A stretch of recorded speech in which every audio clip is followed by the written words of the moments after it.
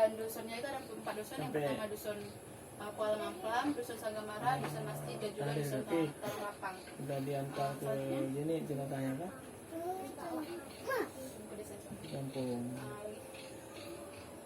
Nah, di Ujomlang ini punya potensinya itu kita punya laut dan punya pesisir pantainya itu. Posisinya itu luas, dan juga lautnya itu kalau bisa dibilang di Sumatera itu kita di Aceh termasuk Los Mame itu punya laut yang indah, laut yang bersih. Jadi ini bisa jadi potensi kita untuk meningkatkan nama dari desa kita itu jadi desa wisata. Desa Ujomlang merupakan desa wisata. Nah, untuk selanjutnya